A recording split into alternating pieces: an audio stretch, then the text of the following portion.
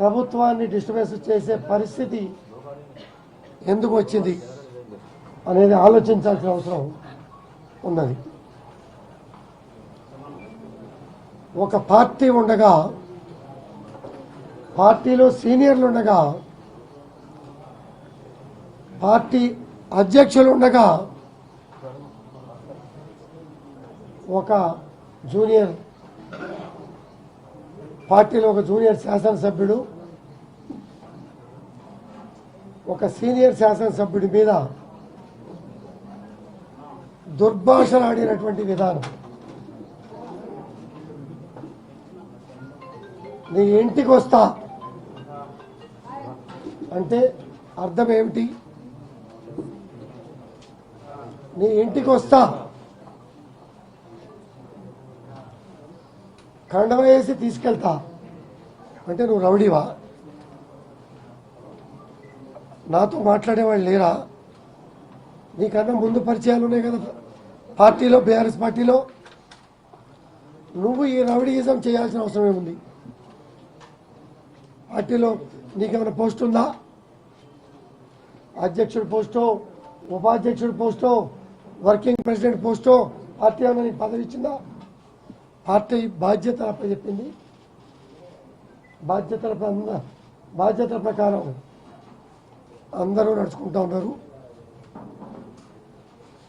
నువ్వు గతంలో కూడా రెచ్చగొట్టే వ్యాఖ్యలు చేసి అపవాదులు తెచ్చినటువంటి సందర్భాలు, మొట్టమొదటగా మహిళా గవర్నర్ని ఏ రకంగా వంచి మాట్లాడారు విషయం కూడా మీ అందరికీ కూడా తెలుసు. మహిళల్ని చీరా గాజులు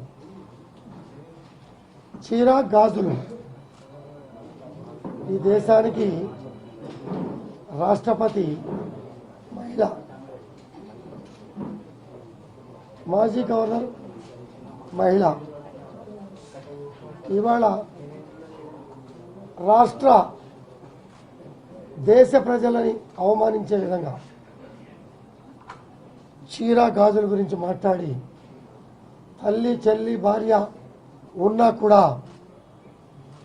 అవమానించినటువంటి మీ మాటల తీరు పద్ధతిగా లేదు.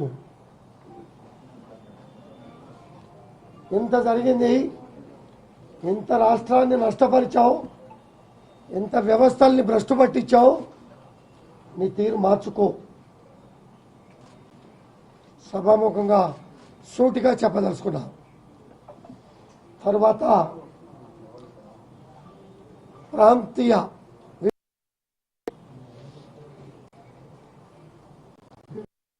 ఆంధ్ర వాళ్ళు క్లారిటీగా కార్యక్రమం చేస్తా ఉన్నాం. ఇటువంటి వక్రీకరణ భాష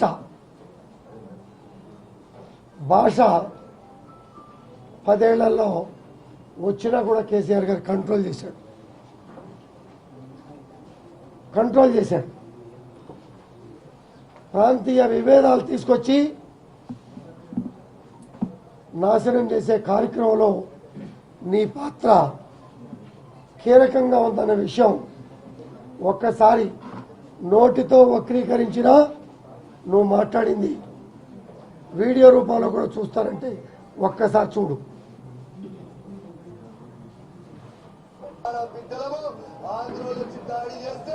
భయపడేటోడు లేడు. రేపు తెలంగాణ పవర్ ఎక్కుంటుందో రేపు నేను చూస్తాను చెప్పి గ్యారెంటీగా ఉంటుంది. విన్నారు కదా, ఆంధ్ర వాళ్ళ పవర్, తెలంగాణ వాళ్ళ పవర్ అంటే ప్రజల మధ్యలో చిచ్చు పెట్టి నువ్వు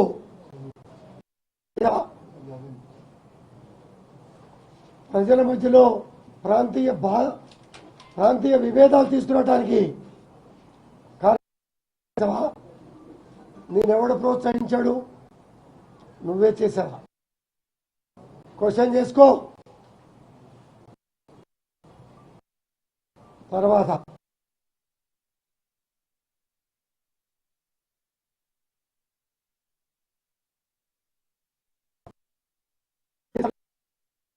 పెట్టు.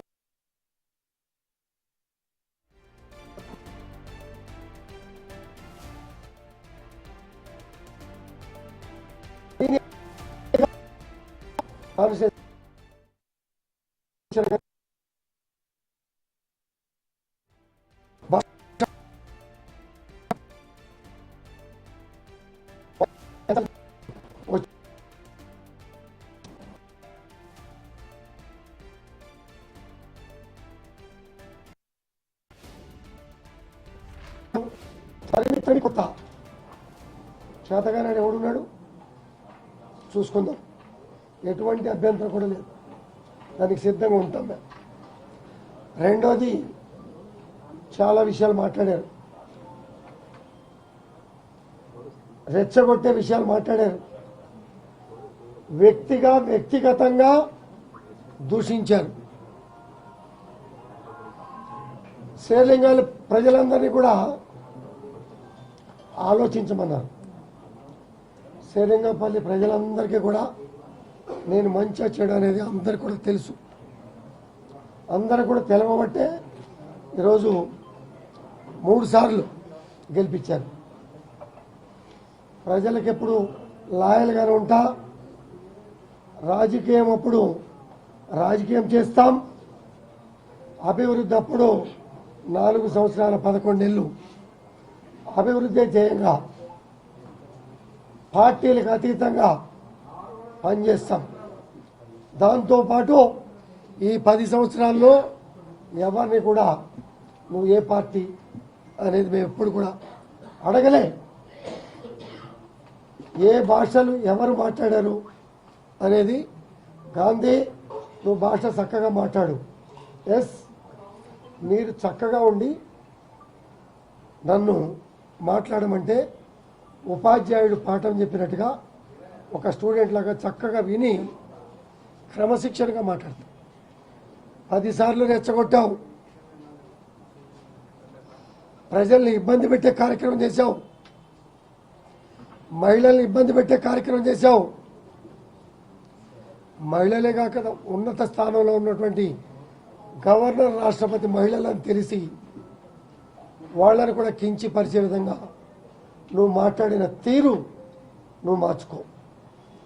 పార్టీల పరంగా యుద్ధాలు ఉంటాయి, క్రిటిసైజం ఉంటుంది, చేసుకోవటం తప్పలేదు. కానీ వ్యక్తి పేరు పెట్టి మాట్లాడావు. నువ్వు మాట్లాడినందుకు మాత్రమే నేను మాట్లాడాల్సి వచ్చింది తప్పించి, అడ్వాన్స్ ఒక మాట మాట్లాడాల్సింది తప్పించి ఇంకో విధంగా లేదని కూడా నేను తెలియజేస్తున్నా.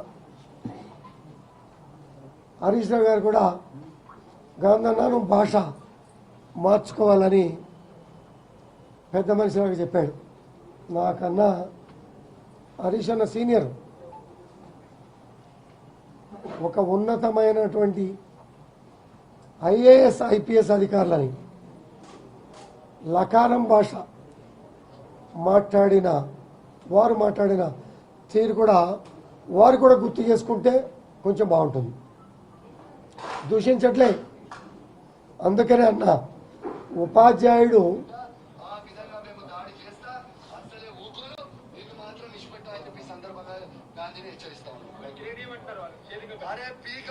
రోజు ఇన్నే ఉంటా, ఇండు చదివితా పీకురాది.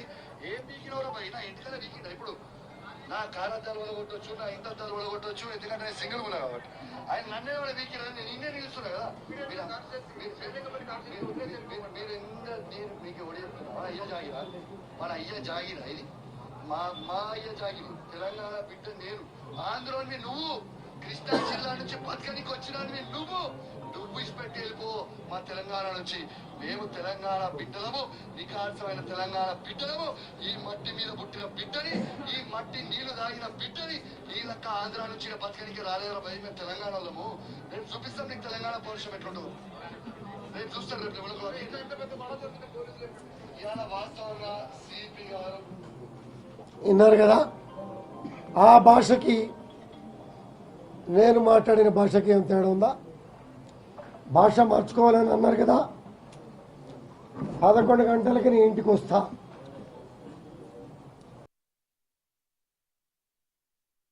నేను వస్తా, హారతితో ఆహ్వానిస్తా, కూర్చొని మాట్లాడదాం, బీఆర్ఎస్ ఆఫీస్కి వెళదాం. నువ్వే అన్నావు కదా, ఇదే మీడియా మిత్రుల సహకారం అందరి ముందు అన్నావు కదా. నేను నీ ఇంటికి వచ్చా, నీ ఇంటికి వస్తే ఏం చేశావు? రాళ్ళు రువ్వావు. ఇంట్లో నుంచి పూల కుండీలు ఇసిరి మాట్లాడిన భాష ఏ రకంగా ఉందనేది అది కూడా లైవ్ చూస్తారంటే మీరు చూడొచ్చు. రాళ్ళు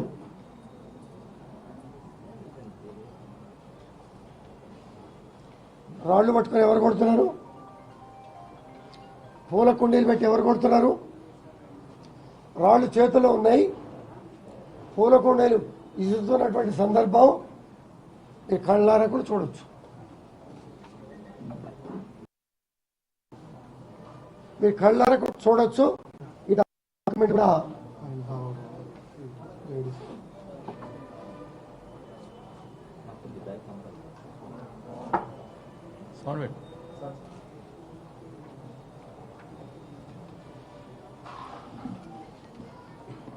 వాళ్ళ ఇంటి దగ్గర నేను దాడి చేశారన్నారు కదా. పెద్ద మనుషులు హరీష్ రావు గారు లాంటి వాళ్ళు కూడా మాట్లాడారు కదా దాడి చేశా అని. ఎవరు దాడి చేశారు? మేము ఒక్కళ్ళని కొట్టామా? నన్నైతే కనీసం పోలీసు పెట్టుకొని కనీసం దగ్గర కూడా రానిలే. ఎమ్మెల్యే గారు వచ్చారని చెప్పటానికి వెళ్ళిన వాళ్ళ మీదే రాళ్ళు రువ్వావు, కుండీలేసావు, దుర్భాషలాడావు. ఒక అద్దం పగలు కొట్టారా, నన్ను ఏం పీకుతారా మీరు అని మాట్లాడావు నువ్వు. ఈ భాష కరెక్ట్ అని హరీష్ రావు గారు కానీ కేసీఆర్ గారు కానీ కరెక్ట్ అని అంటే అది కరెక్టే. నేను మాట్లాడిన భాష కూడా కరెక్టే. ముందు బుద్ధి చెప్పాల్సిన ఎవరికి? ముందు తప్పు చేసినవాడికా, రెండోసారి తప్పు చేసినవాడికా? బుద్ధి చెప్పకుండా వ్యవస్థ మీద దాడి చేసే ఒకరిని వదిలిపెట్టి వ్యవస్థనంతా నాశనం చేసే కార్యక్రమాల్లో నేను కేసీఆర్ గారికి ఒకటే విజ్ఞప్తి చేశా. కేసీఆర్ గారు మీరంటే గౌరవం ఉంది, ఇవాళకి గౌరవం ఉంది, మిమ్మల్ని గౌరవిస్తా. మమ్మల్ని ఆదరించారు, ఆశీర్వదించారు. ఇటువంటి చీడపురుగులు ఉంటే పార్టీకి, మీ గొప్ప మనస్తత్వానికి, గతంలో చేసిన సేవలకి కూడా మచ్చ వస్తుందని మాత్రమే నేను చెప్పాను. ఇప్పటికే ఇటువంటి వాళ్ళు ఉండటం వలన అధికారాన్ని కోల్పోయాం. ఇటువంటి వాళ్ళు ఉండటం వలన అధికారాన్ని కోల్పోయాం. తల్లి చెల్లి తేడా తెలియని వాడు, మీడియాతో మాట్లాడిన వాడు, సగభాగం అర్ధాంగులు ఉన్నవాడు, రాష్ట్రంలో సగం మహిళా ఓటర్లు ఉన్నటువంటి దేశంలో ఉన్నటువంటి పరిస్థితుల్లో చీరాగాజుల్ని, మహిళల్ని తేలిక చేసి మాట్లాడినవాడు. ఈ సమాజంలో అటువంటి మనిషిని ఏమంటారో మీరు ఆలోచించాల్సిన అవసరం ప్రతి కుటుంబానికి కూడా ఉందన్న విషయాన్ని కూడా గుర్తు చేసుకోవాలి. మాట్లాడే వారికి వత్తాసిచ్చి మాట్లాడే మనుషులందరికీ, నాయకులందరికీ కూడా ఇది గుర్తుంచుకొని మాట్లాడితే సమాజం గౌరవిస్తుంది, గర్వపడుతుందన్న విషయం గమనించాలా.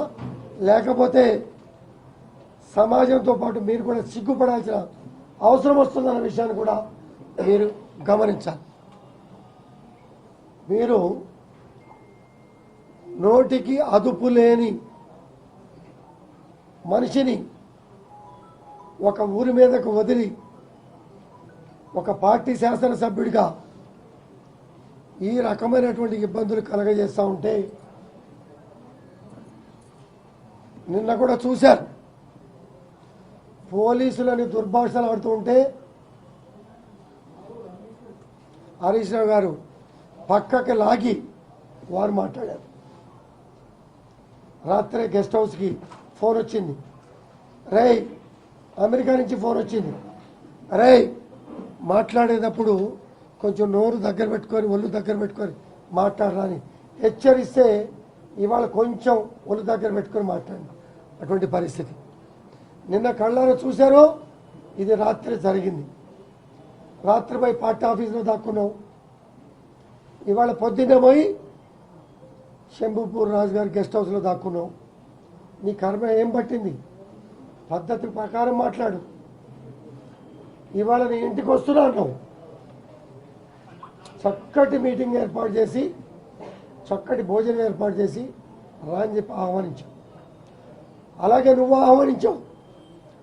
ఆహ్వానించి మా మీద రాళ్ళు వేసావు, పూల కుండీలు వేసావు, బురద చల్లావు, దాడి చేశామని చెప్పి కొంతమందిని నమ్మించి మోసపూరితమైనటువంటి ప్రకటనలు చేపించావు. తప్పని ఒప్పుగా నమ్మే ప్రయత్నం చేశాం. వాస్తవాలు ఎప్పుడో అవాస్తవాలు కాదు. నేను తూలి మాట్లాడిన మాట వాస్తవం. దీనన్నిటికీ కారణం ఎవరు? దీనన్నిటికీ కారణం నువ్వు. పార్టీని సమాజాన్ని బస్టు పట్టించడానికి కారకుడు ఎవరు? నువ్వు. నీ కాన్స్టిట్యున్సీ నుంచి ఫోన్ చేసినటువంటి మహిళా ఫోన్లు వినిపించాలా? నీ కాన్స్టిట్యున్సీ నుంచి ఫోన్ చేసినటువంటి నాయకుల ఫోన్లు వినిపించాలా? నీ క్రమశిక్షణ గురించి 2 రోజుల నుంచి నా ఫోన్లు వస్తూ ఉన్నాయి. అన్నా, ఈ ఎదవకి సరైన సమాధానం చెప్పావు నువ్వు.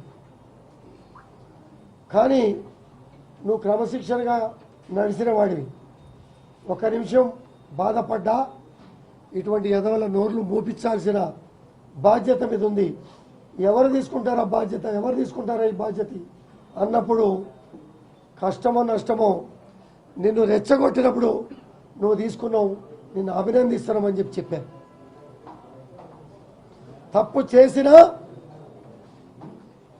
ఎదట వ్యక్తుల ప్రవర్తన బట్టి, క్రమశిక్షణ బట్టి, మాటలను బట్టి నన్ను అభినందించారు. ఇకనైనా ఇటువంటి వేషాలు మానుకో, క్రమశిక్షణగా ఎదుగో. ఆంధ్ర తెలంగాణ భాషలు నోరు మూసుకొని రాష్ట్ర ప్రజలు ఎదగటానికి సహకరించు. చీరల పట్ల, గాజుల పట్ల తల్లి దగ్గర కూర్చొని చరిత్ర విను. రోడ్డు మీద అలగాగా తిరిగి అలగాగా మాట్లాడే విధంగా చేసుకోబాక. మిత్రుడిగా సలహా ఇస్తున్నా, మీరు కూడా సలహా ఇవ్వండి. మనకి తల్లిదండ్రులు ఉన్నారు, ఆడబిడ్డలు ఉన్నారు, ఆడపడుచులు ఉన్నారు. అర్థం చేసుకొని మాట్లాడితే ఈ సమాజంలో ఈ పోలీస్ ఫోర్సులు, ఈ నిర్బంధాలు, ఇంతమంది చక్కటి ప్రసారం చేసే మీడియా సంస్థలు ఇటువంటి గాలి వార్తల కోసం, గాలి మాటల కోసం సమాజానికి రాంగ్ మెసేజ్లు పోకుండా కాపాడటానికి మంచి సమాజానికి ఉపయోగపడే కార్యక్రమాలని మీడియా కూడా ప్రసారం చేస్తుందంటంలో ఎటువంటి సందేహం లేదు. నువ్వు మాట్లాడినటువంటి అసభ్య పదజాలాల కోసం 3 రోజులుగా రాష్ట్ర యంత్రాంగం, మీడియా మిత్రులు, ఎన్నో కుటుంబాలు, ఆడబిడ్డలు బాధపడి ఈ మాటలకి నా మనసు బాధపడి మాత్రమే ఆవేశపూరితమైనటువంటి 4 మాటలు మాట్లాడా. ఎంతకాలం తిడతా ఉంటే నోరు మూసుకొని ఊరుకుంటాం? ఎంతకాలం ఊరుకుంటాం? చేయని తప్పులు ఇంకొకటి ఎక్కడ కూడా చెప్పాడు, అక్రమ సంపాదన. రారా, దమ్ముంటే నీ ఇష్టం వచ్చిన చోటుకి రా, ఛాలెంజ్. ఎక్కడికైనా వస్తా, నువ్వు చెప్పినట్టుగా ఎప్పుడైనా వస్తా.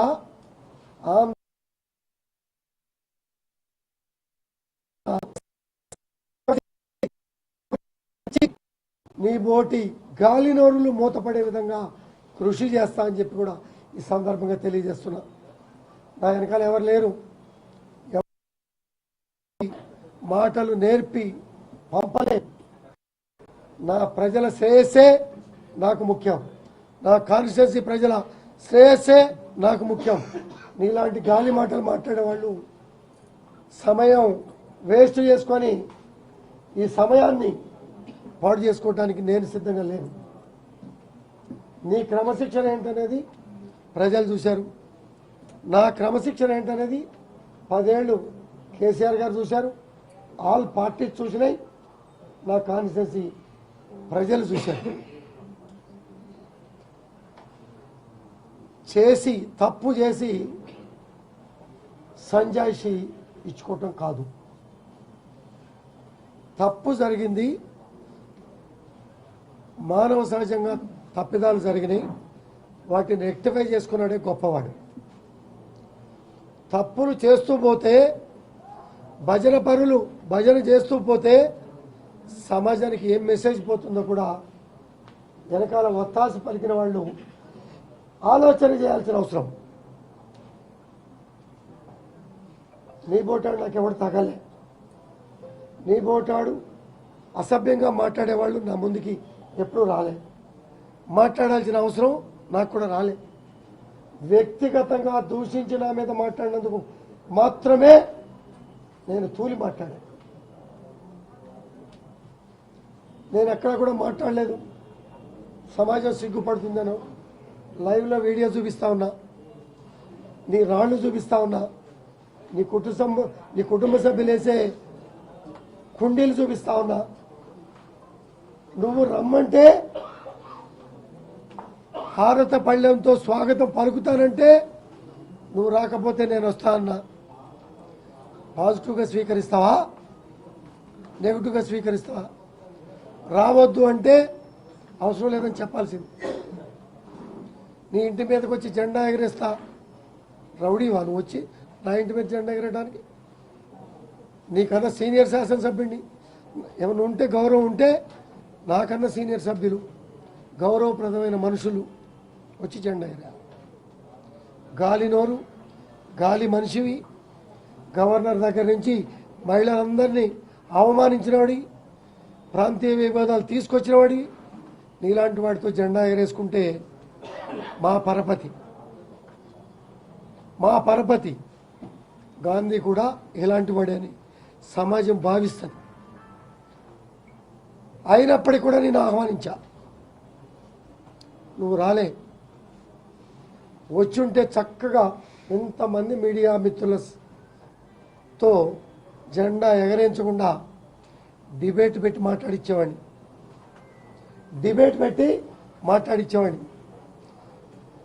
నిన్న నువ్వు ఆహ్వానించిన తీరులో హారతి పళ్ళెంతో ఆహ్వానించకపోయినా నీ ఇంటికి వచ్చి ఉంటే సరదాగా శాసనసభ్యులుగా మాట్లాడుకుని ఉండేవాళ్ళం. అపోహలు తొలగిపోయాయి. కలిసి ఎక్కడికి తీసుకెళ్తా అన్నావో అక్కడికే వెళ్ళేవాళ్ళం. దీన్ని తీసుకొచ్చి రాష్ట్రం మొత్తం మీద రుద్ది అపోహలు సృష్టించి మహిళలని అపస్య పాలు చేసి గవర్నర్ గారి మీద కూడా చేసినటువంటి సందర్భాలు ప్రజానికం ఈరోజు మర్చిపోయే పరిస్థితి లేదు. పద్ధతి మార్చుకో. నీ మాయ మాటలు నమ్మో, నీ మోసపూరితమైన మాటలు నమ్మో. పెద్ద ఆయన నీకు ఒక ఎమ్మెల్సీ ఇచ్చాడు, అక్కడ ఎవరు క్యాండిడేట్ లేరు కదా అని మేము 92 మంది ఎమ్మెల్యేలు వెళ్ళి క్యాన్వాసింగ్ చేసినా ఈటెల రాజేంద్ర గారు గెలిచాడు కాబట్టి ఎమ్మెల్సీగా ఉన్నావు, నీకు 2 గన్మెన్లు ఉంటారు. ఈ ఎమ్మెల్సీగా ఉన్న కాలంలో కాస్త ప్రజలకి దగ్గరవ్వు అని చెప్పి పంపించి నీకు ఎమ్మెల్యే టికెట్ ఇచ్చాం. ఈటెల రాజేంద్ర గారి పాపం 2 చోట్ల నిలబడటంతో అక్కడ కాన్సన్ట్రేషన్ చేయలేకపోవటం మూలన నువ్వు గెలిచావు. గెలిపినందుకు అభినందనలే. కానీ క్రమశిక్షణ నేర్చుకో, ప్రజలతో మాట్లాడటం నేర్చుకో, గౌరవించటం నేర్చుకో, సహచర నాయకులతో సత్సంబంధాలు మెయింటైన్ చేయటం నేర్చుకో. మేము సీనియర్లం. ఒక ముఖ్యమంత్రి గారు వస్తుంటే పెద్ద చిన్న చూడకుండా పక్కకి తోసేసావు నువ్వు. చాలామందిని వాళ్ళంతా మనసులో పెట్టుకున్నారు, కొంతమంది చెప్పలేకపోయారు. ఇవాళ నీ నోటి దురద మూలన నేను మీడియా ముందుకు వచ్చా. ఇంకా చెప్పలేని వాళ్ళు పెద్ద ఆయన దగ్గర చాలామంది ఉన్నారు. ఇవాళ హరీష్ రావు గారు మాట్లాడుతున్నారు, కేటీఆర్ గారు మాట్లాడుతున్నారు. కాస్త ఎప్పుడు కూడా రూమ్లో ఉండి చెవిలో చెప్పిన వాళ్ళ మాటలు కొన్ని వింటారు. సమాజంలోకి వచ్చి వాస్తవాలు తెలుసుకుంటే మనం ఎక్కడున్నామని తెలుస్తుంది. రేపు ఉండొచ్చు పోవచ్చు ఎవరైనా, కానీ ఉన్నంతకాలం మంచి చేసామా చెడు చేసామా అనేది కూడా ఇవాళ సమాజం చూస్తుంది. కొంతమందికే అవకాశాలు ఇచ్చి కొంతమందిని దూరం పెట్టి ఇటువంటి దుర్మార్గుల్ని పక్కన పెట్టుకొని పార్టీలో 10 సీట్లు తగ్గితే నేను బ్రోకరేజ్ చేసి హైదరాబాద్ నుంచి ఢిల్లీ దాకా కొంతమంది ఎమ్మెల్యేలు పట్టుకొస్తా అని మోసపూరితమైన మాటలు వింటే ఇవాళ అధికారాన్ని కోల్పోయాం. చక్కటి అభివృద్ధి రాష్ట్రాన్ని నాశనం చేసుకున్నాం. చేసేవారిని ప్రోత్సహించాల్సిన బాధ్యత. ఇప్పుడు వచ్చిన ప్రభుత్వాల్ని కూలగొడతాం లైవ్లో చెప్పినటువంటి సందర్భాలు. ఆ రోజు కేసీఆర్ గారిని అన్నారు, ఈరోజు రేవంత్ రెడ్డి గారిని అంటున్నారు. నెల రోజులు నడుస్తుంది ప్రభుత్వం, 3 నెలలు నడుస్తుంది అన్నటువంటి సందర్భాలు ఎంతవరకు సమంజసం అనేది ఆలోచన చేయాలి. ఇందాక హరీష్ రావు గారు ఒక గొప్ప మాట మాట్లాడాడు.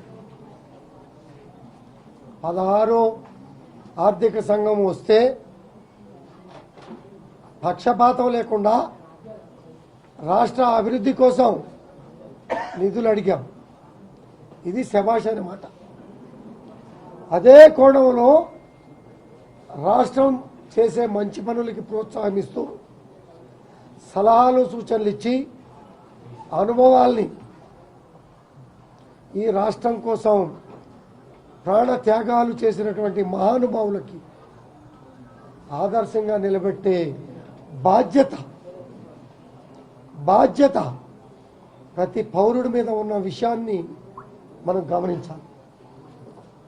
గమనించే విషయంలో వక్రీకరించాం, తప్పులు చేశాం, రెక్టిఫై చేసే కార్యక్రమాల్లో ఉన్నాం. ఇంకా తప్పుల్ని కప్పిపుచ్చి వాడు బాగా మాట్లాడాడు అని తప్పుల్ని ప్రోత్సహించే కార్యక్రమం చేస్తే ఈ సమాజం ఇవాళ మనని ప్రతిపక్షంలో ఏ రకంగా కూర్చోబెట్టిందో రాబోయే రోజుల్లో మనని కనపడకుండా చేస్తుంది.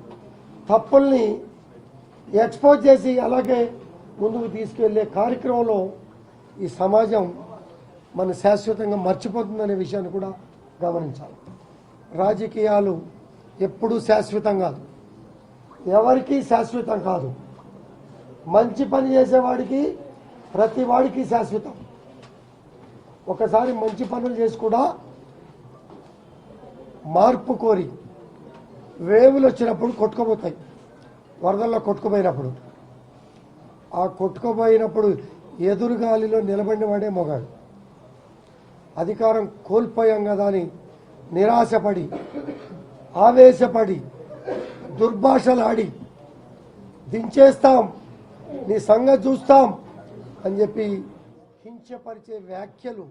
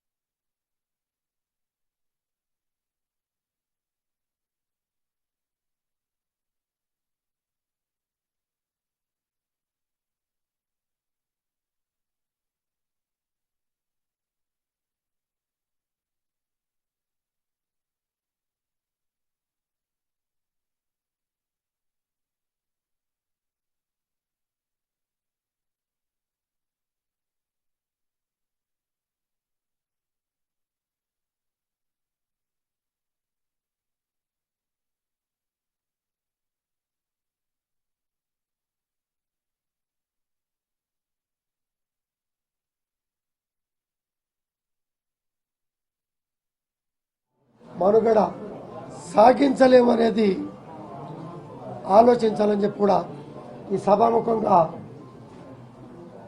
తెలియజేస్తా ఉన్నా. మీడియా మిత్రులుగా నాది తప్పుంటే నాకు చెప్పండి, అతనిది తప్పుంటే అతనికి చెప్పండి. నేను చెప్పా, అతని మాట్లాడినాక ఈ సమావేశాలకి కారణమైనటువంటి నీ దుర్భాషల మూలంగానే నేను వాయిస్ పెంచా తప్పించి నాకు రెండో ఉద్దేశం లేదని కూడా మీ ముందు ఈ సభాముఖంగా తెలియజేస్తా ఉన్నా. ఉద్దేశపూర్వకంగా ఒక్కసారి మాట్లాడలేను. నీ 10 నెలల శాసనసభ్యుడిగా 10 నెలల శాసనసభ్యుడిగా అసెంబ్లీలో దుర్భాషలు చూసాం. నా పక్కనే కేటీఆర్ గారు చూసుకొని ఒకటే మాట చెప్పాడు, రై స్పీకర్ పదవి అంటే దానికి విలువ తెలుసా నీకు? స్పీకరు అధికారాలు ఏంటో నీకు తెలుసా? మాట మార్చుకో, బయట వేరు అసెంబ్లీ వేరు అని సర్ది చెప్పడానికి ప్రయత్నించినా నువ్వు నిన్నటి వరకు మారలా. మన నాయకుడు నిన్ను అసెంబ్లీలో నా పక్కన కూర్చొని చెప్పాడు. నిన్న హరీష్ రావు గారు ఒక ఐపీఎస్ అధికారిని నువ్వు దుర్భాషలు ఆడుతూ ఉండగా వెనక్కి తోసేసి సమర్థించి ఇష్యూ పెరగకుండా సమర్థించినటువంటి తీరు, అయినా నా విధులకు ఆటంకం కలిగించారని చెప్పి అధికారి కేసు పెట్టినటువంటి తీరు, మమ్మల్ని కొట్టి మా మీద 10 సెక్షన్లు పెట్టినటువంటి తీరు, మమ్మల్ని 6 గంటల పాటు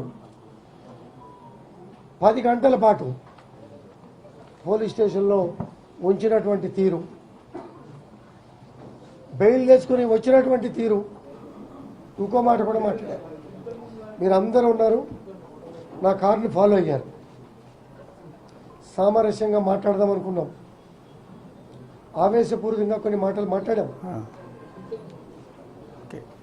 మాట్లాడినప్పటికీ కూడా పోలీస్ ఎస్కార్ట్తో గాంధీ వెళ్ళాడు అనేది ఇక్కడ నిన్న కొన్ని ఛానల్స్ అయితే 10 ఛానల్స్ అయితే నాతో పాటు వచ్చినాయి. ఒక్క పోలీస్ నాతో పాటు ఉన్నారా అనేది మీరు చెప్పండి. హరీష్ రావు గారికి చెప్పండి. ఇలాంటి నోరు కంట్రోల్ లేని వాళ్ళకి చెప్పినా